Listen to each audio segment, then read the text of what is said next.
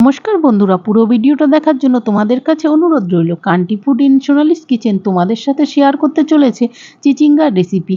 এটা দিয়ে রুটি ভাত দুটোই খেতে পারবে। তাহলে চলো দেখে নেওয়া যাক। তার জন্য চিচিঙ্গা নিয়েছি আমি এখানে বড় সাইজের, আর চিচিঙ্গাগুলোকে তোমাদের দেখাতে পারি তার আগে আমি কেটে নিয়েছি। দেখো এরকম কুচি কুচি করে কেটে নেওয়া হয়ে গেছে।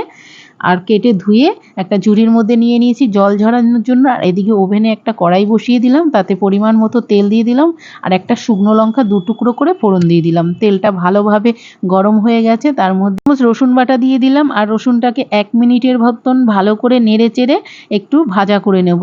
রসুনটা ভালোভাবে ভাজা হয়ে গেছে, তার মধ্যে চিংড়ি মাছটা দিয়ে দিলাম।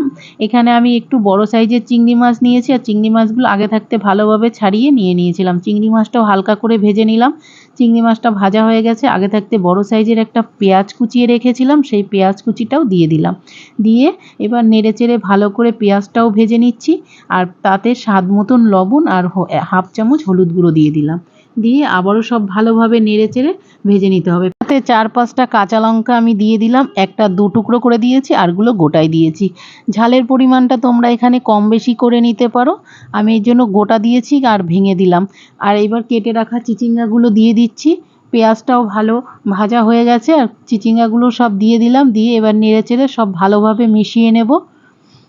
ভালোভাবে এইভাবে 2-3 মিনিটের মতন নেড়েচেড়ে কষিয়ে নিতে হবে। দেখো সব ভালোভাবে মিশিয়ে নেওয়া হয়ে গেছে। একটা ঢাকনা দিয়ে আমি 4-5 মিনিটের মতন ঢেকে রেখে দেবো। 4-5 মিনিট পর দেখো ঢাকনাটা তুলে নিয়েছি, চিচিঙ্গাগুলো ভালোভাবে সিদ্ধ হয়ে গেছে। এবার নেড়েচেড়ে সব মিশিয়ে নিচ্ছি, আবারও ওপর নিচ করে নেড়েচেড়ে মিশিয়ে নিচ্ছি। এইভাবে আবারও 2-3 মিনিটের মতন রান্না করে সময় গ্যাসের ফ্লেমটা হাই করে দিয়ে একটু ভাজা ভাজা করে নিচ্ছি। যেহেতু চিচিঙ্গাটা একটু ভাজা হতে টাইম লাগে, আর এটা নেড়েচেড়ে যেতে হবে সমানে। দেখো চিচিঙ্গার কালারটা ভালোভাবে চেঞ্জ হয়ে গেছে। আর এবার স্বাদের জন্য 1/2 চামচ চিনি দিয়ে দিলাম। এখানে চিনির পরিমাণটা তোমরা কম বেশি করে নিতে পারো। চিনি দেওয়ার পর আবারও সব ভালো করে নেড়েচেড়ে 1 মিনিটের মতন রান্না করে নেব, চিনিটা যাতে ভালোভাবে চিচিঙ্গার মধ্যে ঢুকে যায়। ব্যাস তৈরি হয়ে গেল আমার চিচিঙ্গার রেসিপি।